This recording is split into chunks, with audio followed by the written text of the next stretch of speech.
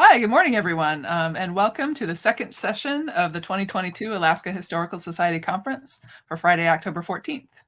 My name is Angela Schmidt, and I've resided in Fairbanks, Alaska, which are the ancestral lands of the Dana people of the lower Tanana River, for about 25 years. I'm the film archivist at University of Alaska Fairbanks, and I'm also a member of the board of the Alaska Historical Society.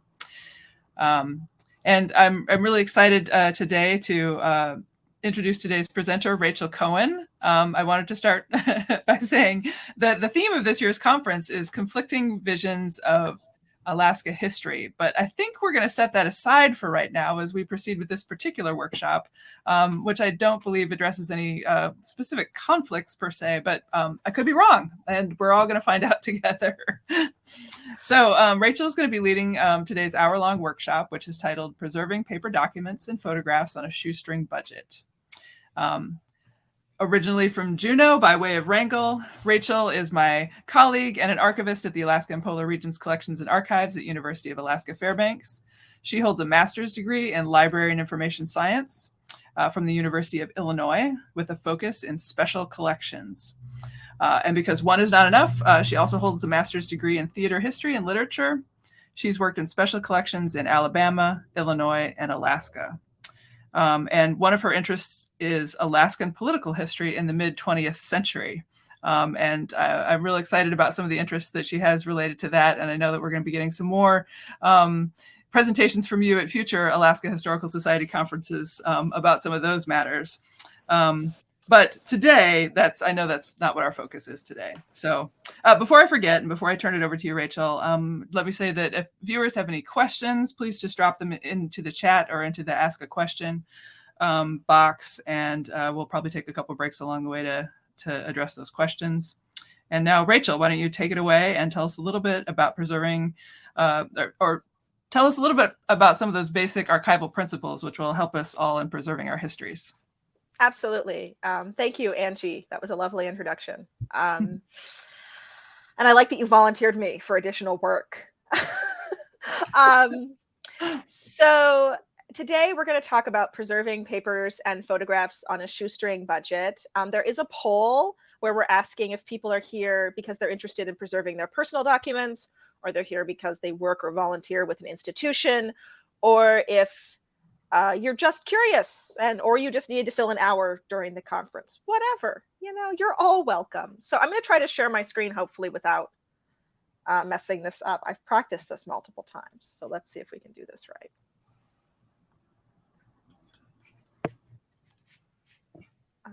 Okay, so we want to share that screen.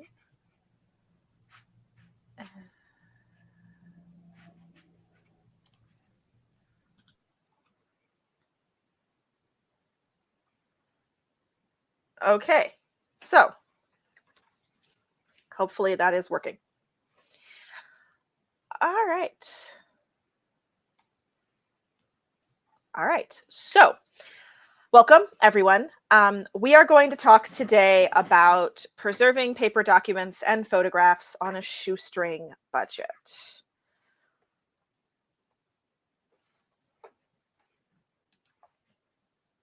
The objective of this workshop, which is really more of a talk because we're not going to be particularly hands-on, is to help you decide sort of what you can do with limited resources at basically making sure that stuff survives for the future, right? So I'm going to talk about paper and photograph materials because that is my area of expertise, but I do want to begin with a fairly large disclaimer, which is that I am not a paper conservator.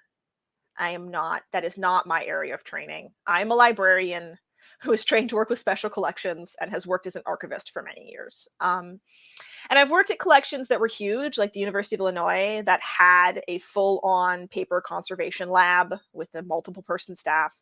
And I've worked at collections like Samford University in Alabama, where occasionally we could not afford to buy paper clips. So, because archival paper clips, by the way, are stainless steel and they're quite expensive. So those are kind of the various environments that I've been in over the years. And this workshop was largely adapted from work I did in Alabama at Samford University with the Alabama Baptist Historical Commission to assist churches throughout the state preserving their records. And so I want to pause for a minute. They are not here, but they deserve thanks, and that is to Jennifer Taylor and Lynette Berg, both of whom are people without whom this presentation would probably not exist, because this is based in part on their work.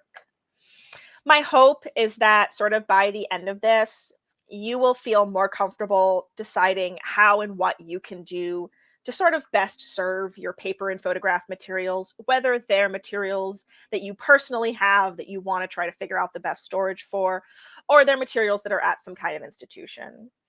And you'll be able to make some basic changes or not make changes and decide that you're probably doing pretty well. If there's one lesson I've learned over the many years of working in different resource institutions, it is that perfect is the enemy of good. Our goal should be to create a slightly better environment for our materials than the materials had before. It's probably not going to be to attain some kind of environmental perfection where things are achieved for long term. The fact is, we're all just doing the best we can. And I think it's really important to not let this fear of, or this goal of unreachable perfectness stop us from doing something or anything, right? It's one of the real challenges of the work we do. So what is preservation, right? The purpose of preservation is for things to survive, right? We're trying to preserve them. We want them to stick around till the future. And making sure that things survive is not just a matter of making sure that they have really good storage conditions or really good enclosures or that we handle them correctly. It is also a matter of making sure that they are documented. Because if we don't know what something is, it's probably not going to be considered important in the future. So today we're going to start with a little bit about documentation. How do you document what you have? What is the important information to record? And then we're going to move into conditions. And if we combine those two things, we'll hopefully have something that will survive past this point. Materials, they're important to us, right? Or we wouldn't be bothering to do anything with them at all, or we wouldn't even be keeping them. So if our goal is that they live beyond us, we have to make sure that people in the future will understand what they are. And for that purpose, we want to think about documentation. Essentially, how do and what do we need to say about the stuff before we can start to assess how and in what ways we want to preserve it. And this is actually an inventory sheet for a collection at the University of Fairbanks. This is the Washburn inventory that was done in the 90s. So clearly we kept it. All right. Excuse me, I have a little bit of a frog in my throat. So what is documentation? Documentation is a process in which we document what stuff is, which I know sounds obvious, but sometimes it confuses people. So we'll say it out loud. There's sort of 3 steps here. The first one is to group what you have. And then the second step is to decide if you want to keep it. And then the third step is to describe what it is. If you're dealing with personal papers, chances are that what you have is likely related to you, right? It's your family papers or it's your papers. It's your cousin Ed's papers, whatever. It has some relationship to you, and it probably can stay in one group. If, however, you happen to have, say, your stuff, but also your great uncle's stuff, you can decide if you want to group it out or not. It's sort of up to you as to how you want to structure that. In the process of sorting through what you've got, the next question becomes, should you actually keep it? And the real question is, do you want this thing to survive? Many years ago, I helped move my grandmother into assisted living. And my mother came to me because there was a metal filing box labeled important papers. And she had no idea if any of these papers were important. And she thought, since I was an archivist, clearly I was just the person to go through the metal filing box. As I opened it, I discovered that yes, it contained some very important papers, including my deceased grandfather's military records. It also contained all of the furnace maintenance documentation for a furnace in a house which had been sold in 1968, 13 states away. We kept the military records. We did not keep the furnace documentation.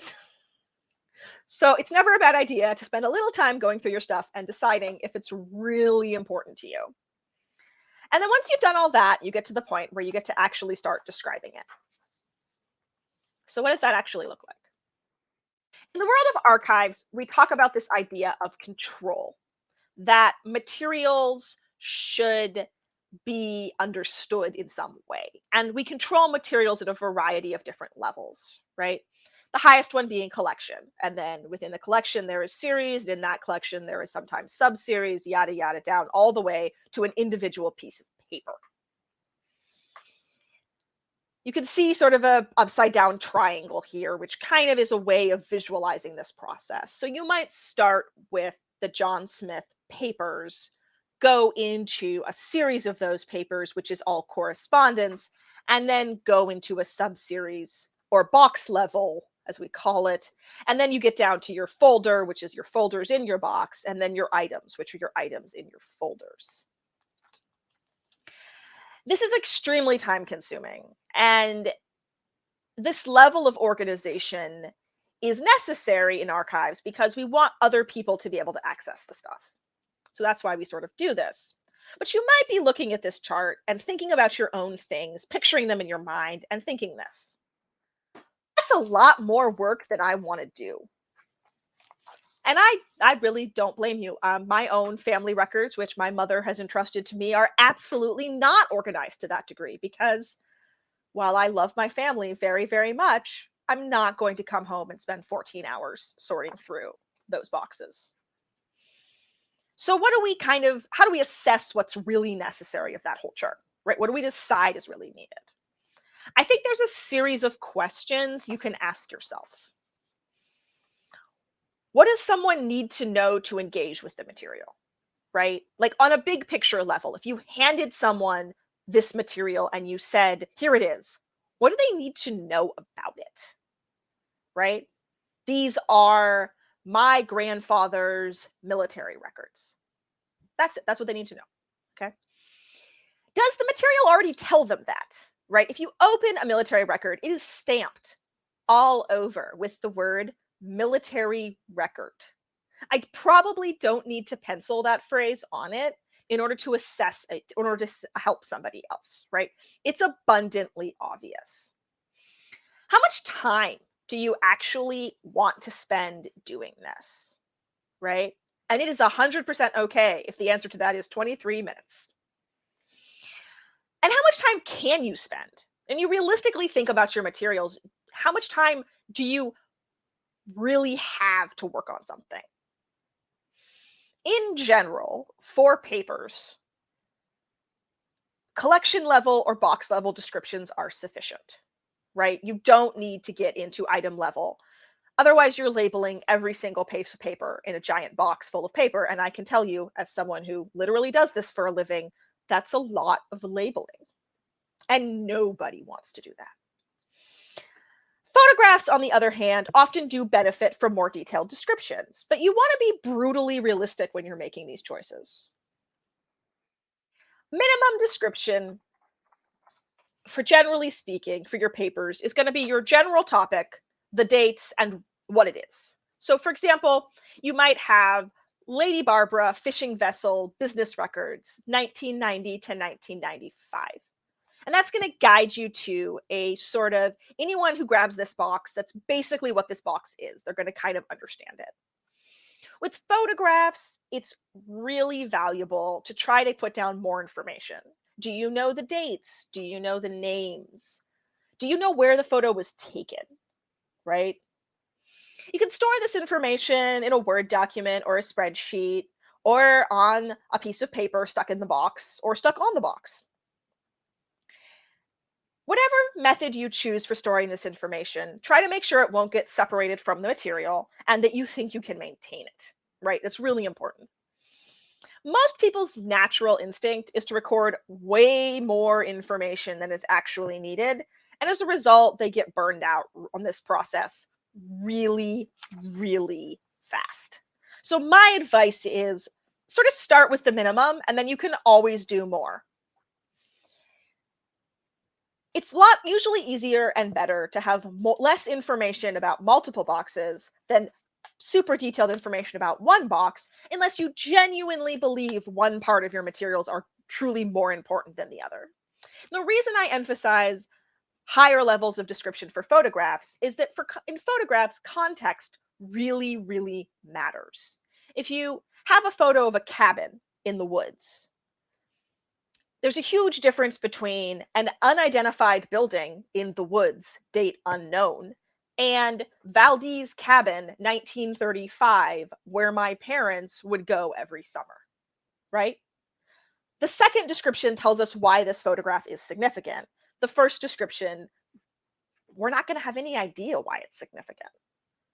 And it probably won't survive because people won't realize its importance. Description is not a lot of fun, and it's time consuming. But I really, really want to encourage people to remember that it is very, very useful, both for you and for any researchers in the future who might access your stuff. I'm an archivist, so I think in terms of institutional needs rather than personal needs, but researchers in the future might just be your grandkids. They won't know why that cabin's important either if you don't write it down. This sort of brings us to the end of description, which, as I said, we're going to only talk a little bit about.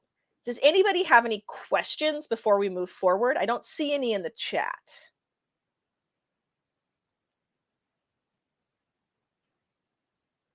All right. Assuming silence is, permission, we will continue on. Yeah, I'm not seeing any other questions either. Oh, wait, here's an ask a question. Let me click on that. Do you recommend scanning documents or photos for preservation? A flash drive takes up far less space. And that's a question from Raymond Hudson. I do not. And here's why. I cannot show you a 100-year-old digital file that I can still open. I can show you a 100-year-old photo. The digitization can be a preservation technique when the media upon which the object is rapidly decaying. We get a lot to that into film and audio because film and audio, particularly on magnetic medias, are not particularly stable, as we say in the archives business. But a piece of paper is actually a shockingly stable thing. It will likely survive if we just leave it alone. And digital files are ones and zeros. They very well may not survive. We are living in what many archivists consider the digital dark ages. I cannot guarantee that in 50 years, we'll still be able to open those digital files. But I can pretty much guarantee that properly stored, a piece of paper will survive 50 years. I think digitization is a great access medium. If you want to scan photos so you can share them with your family, that's fantastic. But I urge you to keep the originals if they're important to you, because who knows what'll happen with them. So that's sort of my answer to the question of digitization for preservation. And we have one more question in the chat. This is from Becca. How do you label a photo?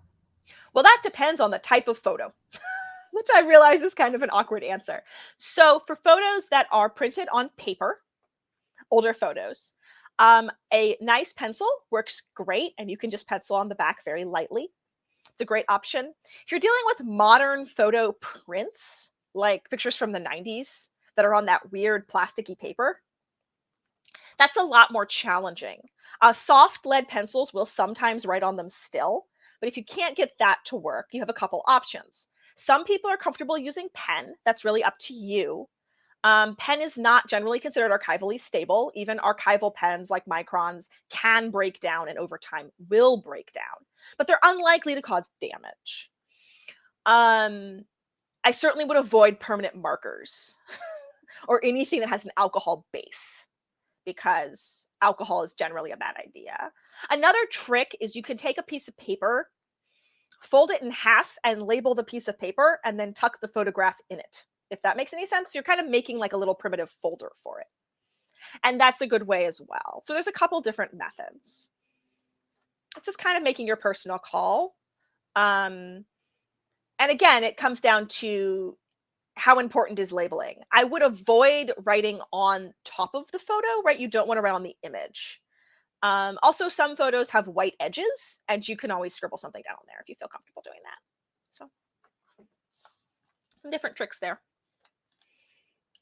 I think that's everything. So we'll stumble forward into conditions. All right, oops, I keep pressing the wrong button. I'm sorry, guys. So let's talk about storing our stuff. This is the University of Alaska Fairbanks's stacks here. So how do we keep papers and photos happy? And you're going to notice here that I have a rather odd tendency to personify objects. So I'm going to talk about them like they have feelings, which, you know, they might not. The purpose of preservation is not to stop the process of decay. Not to get too medievally Gothic on you guys, but time comes from all things, right? We can't really end that process. What we can do is we can build an environment where we're reducing the likelihood of damage. And we sort of do this through a three-pronged approach. One is the environment. What is the space like? We talk about handling, right? When you choose to handle your materials, how are you handling them? And are you handling them in a way that is unlikely to cause damage, right? Accidentally dropping that biomullable family photo is probably not something we want to do. And lastly, can we do some kind of stabilization, right? Generally speaking, I am not a fan of people attempting their own stabilization repairs because usually it's better for the materials to merely be left alone. But there is a couple very simple pieces of stabilization I'm going to talk about. So we'll talk a little bit about humidification, which I think is a really great technique to understand and something that's very easy for people to do. So you're unlikely to cause damage doing it. Not impossible, but it's not common.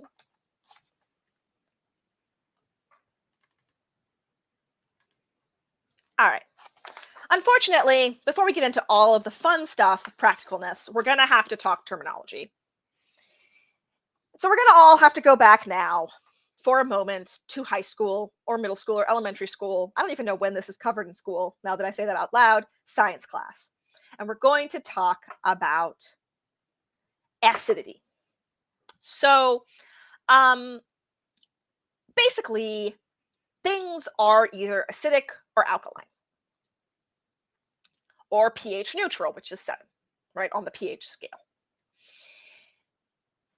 We hear this term acid-free all the time in the archival business, in sort of the preservation business. It gets thrown around a lot. And acid-free really just means that things are pH neutral at the time of manufacturing.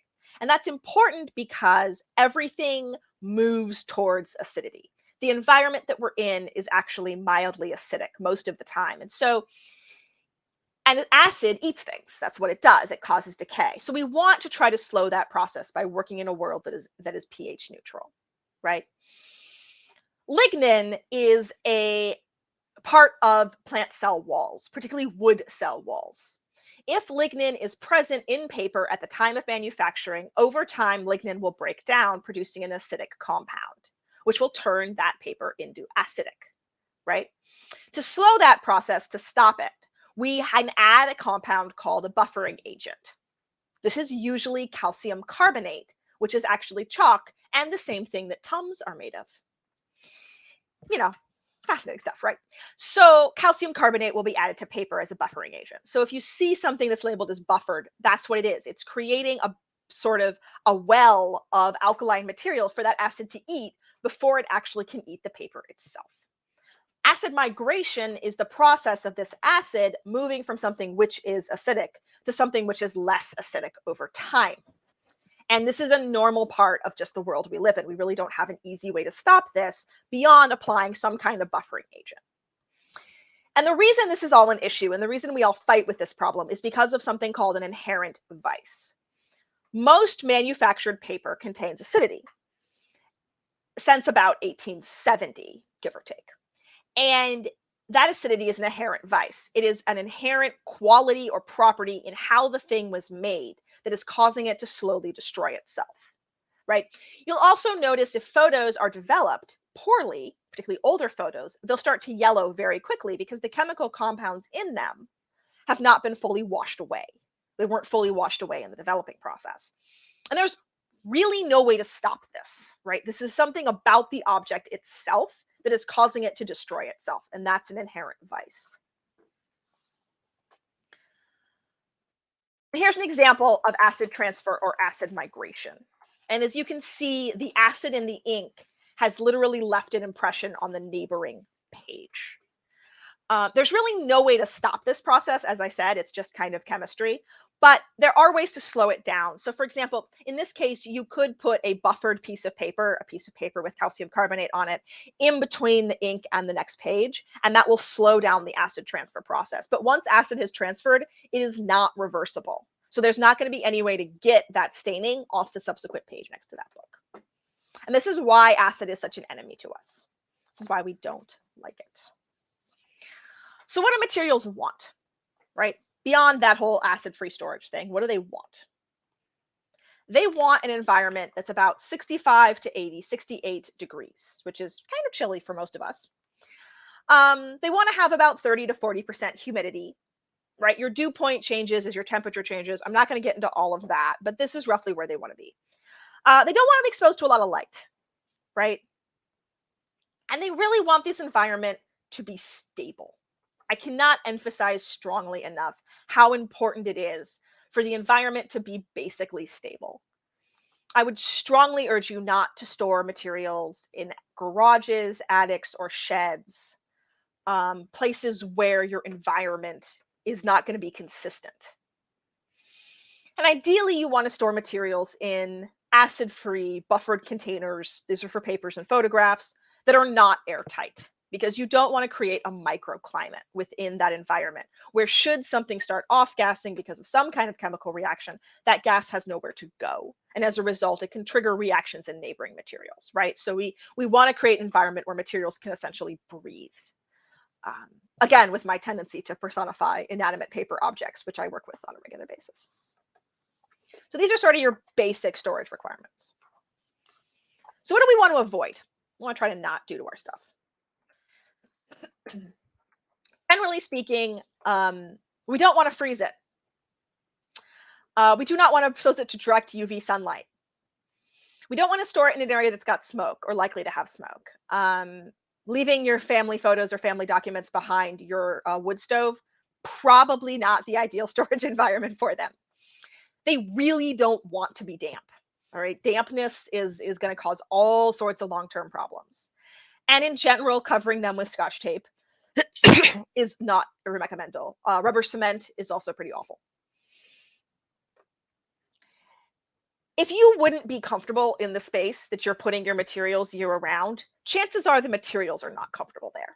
So you can kind of think of it that way. Like, would you want to hang out in that room? One thing to bear in mind is that while, generally speaking, we don't want things to be damp, paper loves water. It is extremely absorptive.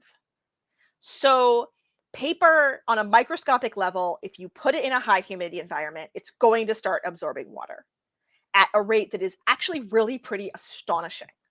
So it's really important that things stay out of damp for that reason, because as that paper absorbs water, it also loses water very quickly. And what that's going to create is, as the paper absorbs, it puffs up and gets sort of swollen.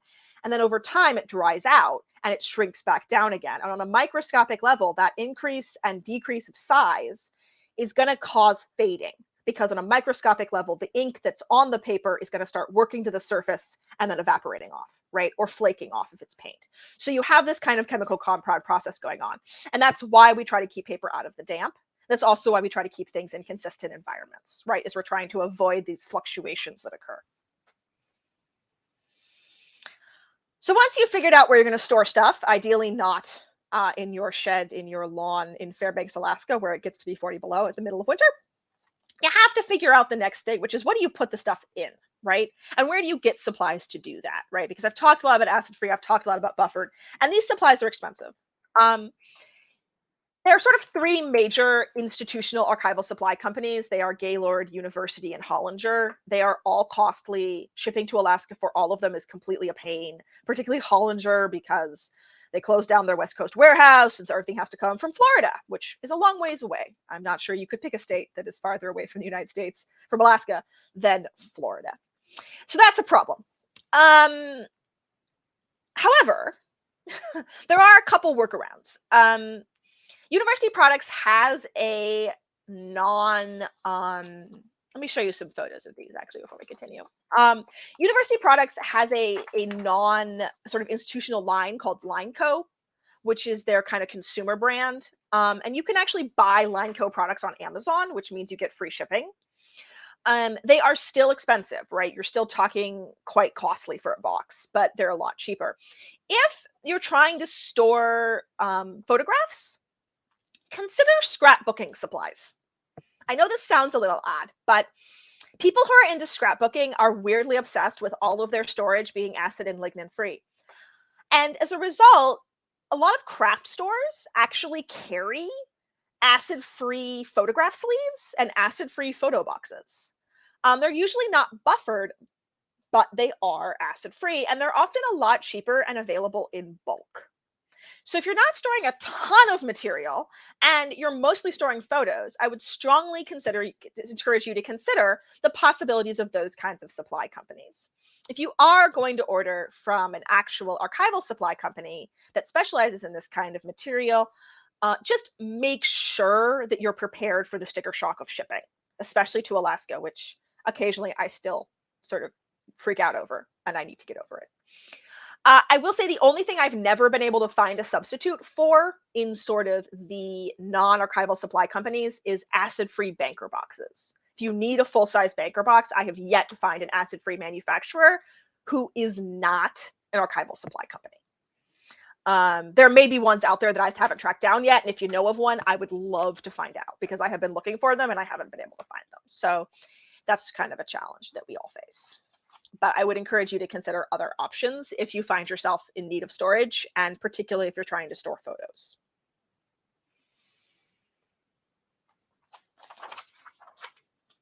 I'm not going to talk a ton about mold. And I'm not talking a ton about mold because, quite frankly, mold. Mold is really hard to get rid of. It's a health hazard. It's damaging to materials. It's a problem. And the best way to deal with mold is to avoid getting mold onto your collections. IDing mold is relatively easy if you know what you're looking for. It tends to grow in circular patterns. It tends to be raised. If you look at it with a magnifying glass, it will have a fuzzy appearance. Inactive mold is generally dusty and dry looking, and it will brush off. Active mold will not. It will smear when touched. Do not touch, handle, interact with mold unless you are wearing personal protective equipment, gloves, mask, goggles, and try to do it in a well-ventilated space. Mold on paper is particularly damaging because mold forms root structures, which go into the paper because paper is porous. Even after treatment, mold can return because it's almost impossible to get those root structures out of the underlying paper. The best way to avoid mold is to keep materials dry and cool. Water will stimulate mold growth. When I lived in Alabama, if a material got wet, it would literally mold in under 12 hours, which meant it had to be immediately put into a freezer situation. I'm not going to get into the details of mold remission. It's a complicated process. My best advice is if you think material has mold, dispose of it and isolate it. Isolate and then dispose. If you're dealing with mold and you need training on it, the Northeast Document Conservation Center has some great mold trainings. Mold is really bad news, guys, and I am not a fan. I worked at the University of Illinois when they were dealing with recovering from a $3 million mold cleanup, and I feel like I got kind of battle scarred. So I'm very paranoid about mold. And I will also say that it can be quite hazardous to people. So just be really careful when you're dealing with mold. If you think something has mold, proceed with extreme caution. And again, the best way to get rid of it is just to not get it. So avoid water, keep materials dry. Proceed with caution is my best advice on that one.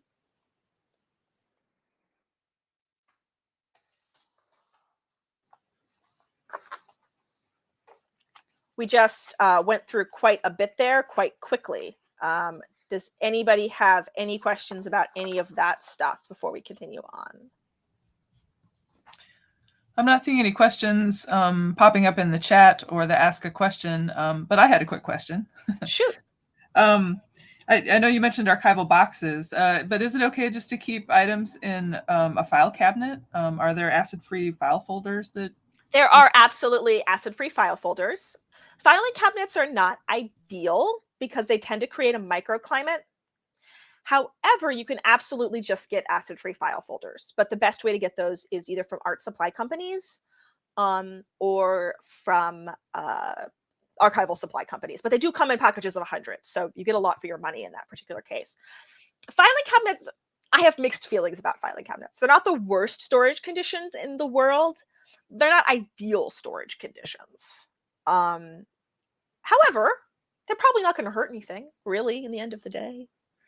I would say open drawers regularly to get some air in there because, again, we're trying to avoid environments where things can't breathe. Excellent, thanks. Yeah, I think that I store a lot of my items in file cabinets. I think because I don't have to worry about the folders slumping over into the corner. Yeah, no, filing cabinets are definitely a good option. I'd also say that try to avoid fireproof safes. Oh, interesting. People always want to put things in fireproof safes, but fireproof safes have no breathing air in them. And so if you get a problem in that fireproof safe, you're basically creating an anaerobic environment for materials, which is not ideal. Though actually up here, it's probably not as much of a problem. We were really opposed to them in Alabama because of our mold and heat issues. Like you can imagine how hot it can get inside a fireproof safe when it's 98 degrees outside. But up here, it might not be as much of an issue. I'll have to think about that one a little more. Interesting. Yeah, I'm gonna check out our fireproof safe later on today. Yeah, I think about that. I think about that one, Angie. Yeah. Okay, I'm not seeing any more questions, so, all right. so go ahead. And we're about 20 minutes out. All right. Handling materials. Oops, went the wrong direction. Basically, this is all kind of common sense stuff. You know, generally speaking, you want to work over a table so materials are not going to fall. You want your hands to be clean and dry. Do not put sticky notes directly on items. I don't know why I put this on this slide and didn't put it earlier, but it's really important. Sticky notes leave an invisible glue residue, which means that basically, yeah, it's not going to come off. It'll look like it's not there, and then in 20 years, you'll get this little black-brown spot, which is very obnoxious. So avoid sticky notes. As much as possible, wear gloves when you're handling negatives and photographs. Nitrile gloves are widely available and they're relatively inexpensive.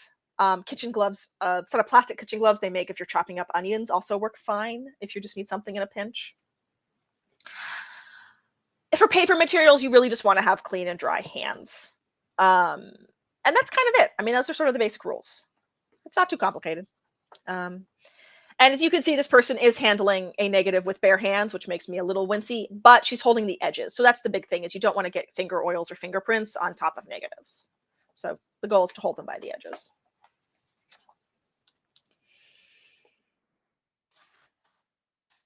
I'm going to talk a little about stabilization now. I'm going to talk about humidification. Basically, the good rule of thumb is first, do no harm, right?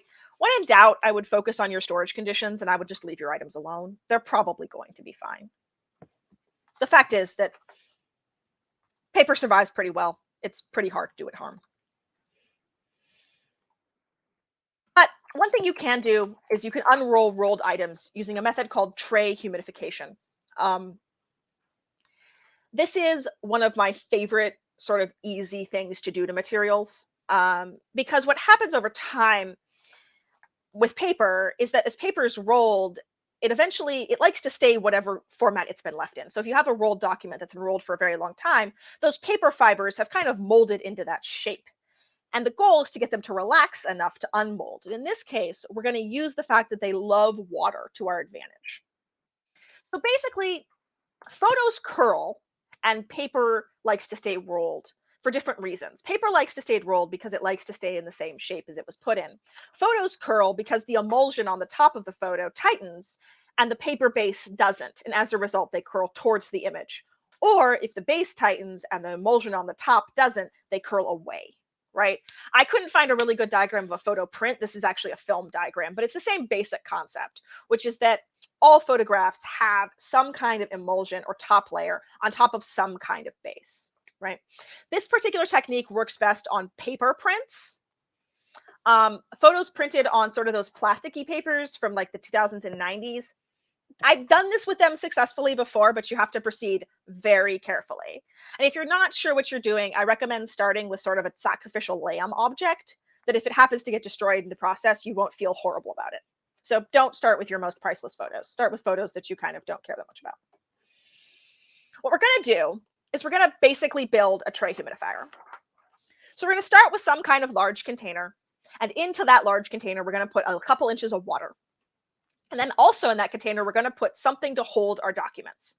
That can either be like a baking sheet that'll keep them above the water, or my favorite method is a big 50-gallon trash can with a smaller trash can floating inside of it. Use clean trash cans, guys. I feel like that should go without saying, but I'm just going to mention it just in case. You don't want your water to be warm. You want it to be sort of tepid or slightly cool. You want to avoid having any condensation that might drip on your objects, and that's why you're using cool water. You put your objects in the smaller trash can, which is floating in the bigger trash can, and you basically leave them alone. Put on the lid, walk away for a couple hours. Over time, as that water evaporates, that paper is going to absorb it, because remember how I mentioned paper is super hydrophilic? As it absorbs it, those fibers are going to swell and they're going to start to relax, which will allow you to manipulate them. The goal is to soften the paper. So when you pick it out, you lift it out, and it feels a little heavier, and it's going to be a teeny tiny bit heavier. It's barely noticeable.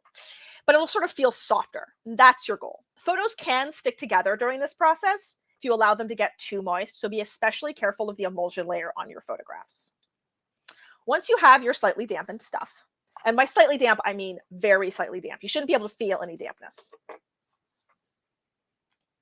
You then unroll it.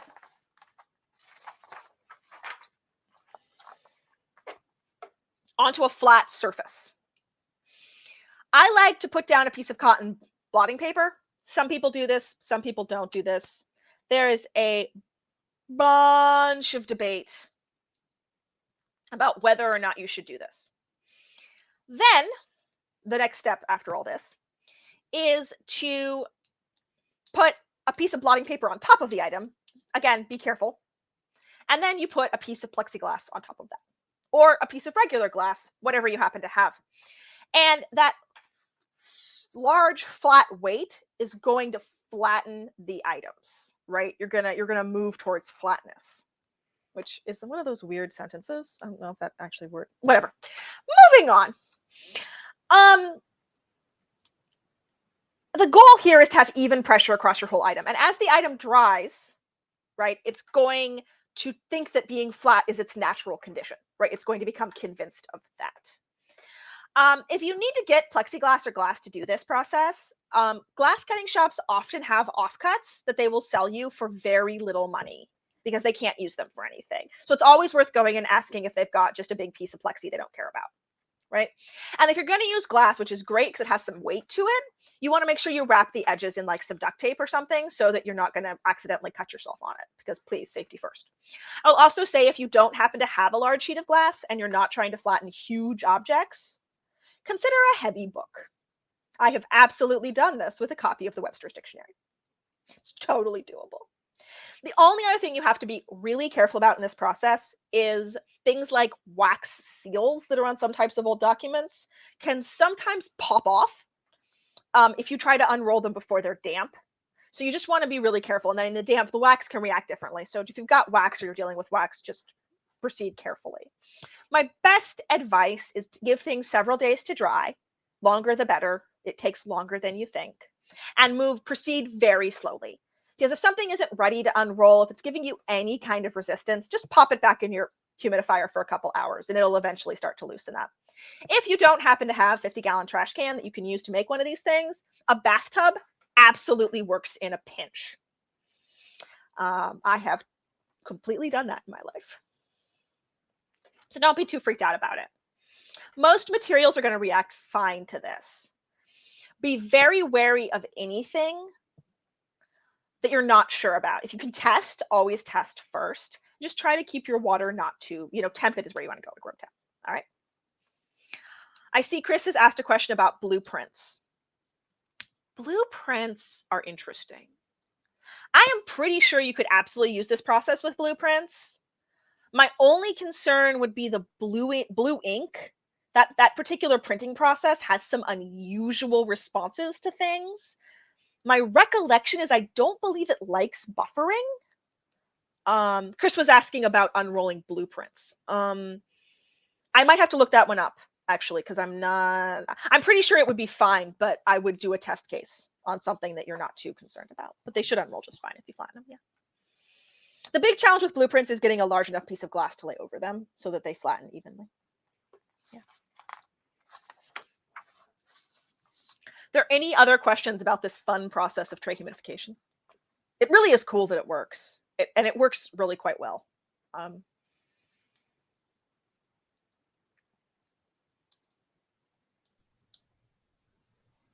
have a question. Shoot. If you have a bunch of photographs that are curled up like this, is it better to flatten them sooner rather than later? Or is it something that you can say, I will do that in 20 years? Do you know what I'm saying? Oh, you can absolutely say, I will do that in 20 years. Okay. Yeah. Okay. The thing is, you don't want to try to flatten them without adding moisture.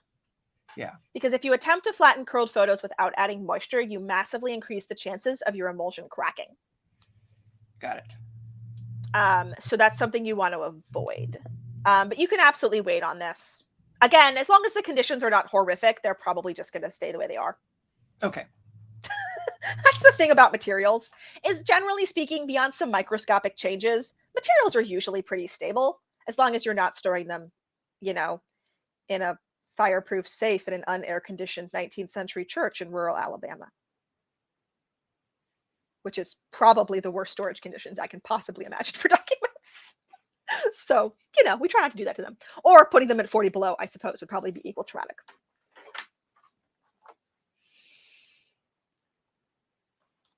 So here are just some general tips and tricks, which I think are always useful for people to know and people don't think about a lot.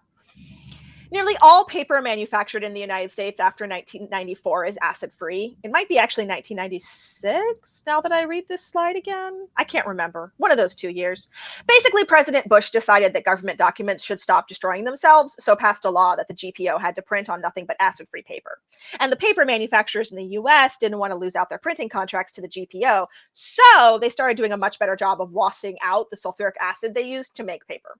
As a result, most printer paper, if it's made by a US manufacturer, is in fact acid-free, which is wonderfully convenient for us archivists. Not everything should be stored in buffered materials. Colored photographs, if exposed to water, will react to buffering. Blueprints, I am like 85% sure, Chris, are also something that's not supposed to be stored in buffered. I'd have to triple check that, but my recollection is that particular printing process does not react well to calcium carbonate. Anyway, most things go in buffered stuff. Not everything. Particularly be wary of textiles. Silks and wools don't like it. Graphite, which is basically pencil, does not fade over time. So it is, in fact, acid-free, which people don't realize, and it makes life really easy. As I mentioned before, scrapbooking stuff. The last thing I'll say is that film and audio recordings have completely different storage and handling requirements, right? Beyond the basic of they don't like being warm. And if you have any questions about those, you really should talk to someone who does film and audio work like Angie, because that is not my area of expertise. I will say, though, if you have those materials and they are in a box, keep the box, because often those boxes have really important things written on them that are very helpful when people are trying to figure out what to do with that stuff. Sure. So buffering, someone asked about it, is the process of coating paper with calcium carbonate to make it alkaline. So basically, a buffering agent is anything that is base or alkaline that has been added to something to reduce the process of acid moving through it. right? If you've ever handled a buffered folder, it'll often feel kind of chalky. Like it'll feel like you're getting something on your fingers. It's sort of a weird sensation. That is the buffering agent. So basically they've coated it or put something into the paper, which makes the paper slightly alkaline. And that way, as it's exposed to acidity. Yes, if you're going to digitize your family photos and slides, I would strongly encourage you to retain the originals. And the reason for that is that digital files, we just don't know if they're going to be able to survive. We have no idea. We are living in a world where digital documents are kind of like, we don't know what's going to happen. I cannot show you a 30-year-old digital file that I can still easily read. So that makes me really skittish about what's going to happen to those digital files in 30 years. And this brings us to the end. Print, plotting, printing, born digital documents, which are headed for archival storage. Yeah, that's a long one. Do you want me to read that one out loud for you, Rachel? Wow. Yes, I think so. John asks, any tips for plotting or printing born digital documents which are headed for archival storage? Vellum is commonly cited for the paper type, but is there an easy way to ensure the printer/plotters you are using are archivally friendly? Pigment versus dye-based inks, etc. Oh, wow. That's a big question. Most ink manufacturers will tell you if their ink is considered stable. I've seen both dye and pigment inks labeled that way, and I have no particular reason not to believe the manufacturers. Again, vellum is a type of paper. And like any paper, you just want to make sure that it's acid and lignin free. The best papers and vellums are made of cotton and linen, and that's going to be incredibly stable. I can show you a 600-year-old book printed on cotton rag paper that looks like it was printed yesterday. It's amazing. That stuff, it's happy. It's really quite shocking. So I would make sure as long as your supplies are acid free, the printing process shouldn't particularly matter, because both dye and pigment inks are going to be essentially staining the fibers of the paper. So you should be fine either way. I would just make sure all your supplies identify themselves. You also can check with the American Society of Conservators has some pretty good resources. And in fact, I should share in the chat. I put together a little, if I forget, I will stop sharing my screen now. Oh, this is just a picture of the unprocessed section of the University of Alaska Fairbanks. I wanted to remind us all that we are all doing the best we can with what resources we have. One of our messier shelves right there. All right, there we go. Close that and all right, escape from that. Oh, too many screens.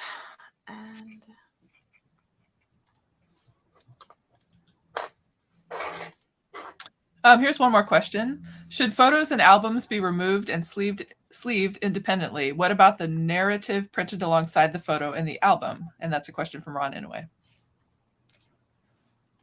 Well, it depends. So here's a link to a Google Drive folder that has in it some Northeast Document Conservation Record pamphlets that I think are very good about papers and photographs, as well as the copy of the slides if anybody wants it. So you guys can use that. Usually with photo albums, if the photo sleeves they're already in are archival, you can just leave them in the sleeves. If they are those horrible adhesive ones that like stick to the photos, those are awful, and eventually they will glue together and you will not be able to get the photos out, then I would remove them from those immediately. One trick we do in archives is we'll often make a photocopy of the page. So a photocopy of the photos and a photocopy of the documentation together, so we can see how the original arrangement was before we start taking things apart. And then each page can go into a single folder, right? So you can be like, well, this folder was page 3 of this scrapbook.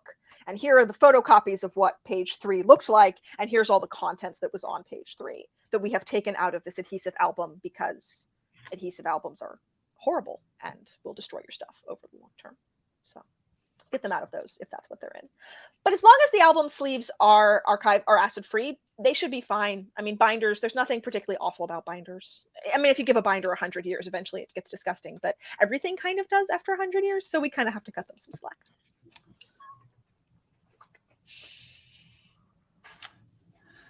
Russ says, thank you for the excellent presentation. Oh, thank you, Russ. That's kind. I agree with that too.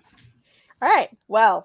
I'm not seeing any more questions. So. Okay, then. So if anyone has any other questions, you're always welcome to reach out at UAF. We're happy to help if we can. And if I don't know the answer, I do know some professional paper conservators I can refer you to who are kind people and help people out if they have questions. But I think the most important thing, as I said, is just to, keep your materials as stable as you can. And they're older than us. They'll probably outlive us one way or another.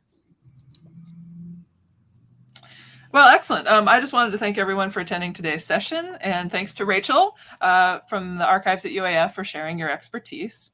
The next event is at 2 p.m. is the Alaska Historical Society annual business meeting, which is taking place on Zoom. It is not on the Crowdcast platform, it's on Zoom. And if you look at your program, on the very last page, there's the Zoom link information there. So if you want to go to the Alaska Historical Society annual business meeting at 2 p.m., check out the program. After that, at 4 p.m., the next session taking place is a panel discussion about history and public outreach led by moderator and UAA history professor Ian Hartman. And that's back on the Crowdcast platform. So thank you, everyone. And thank you, Rachel. And have a great day. We'll see you later.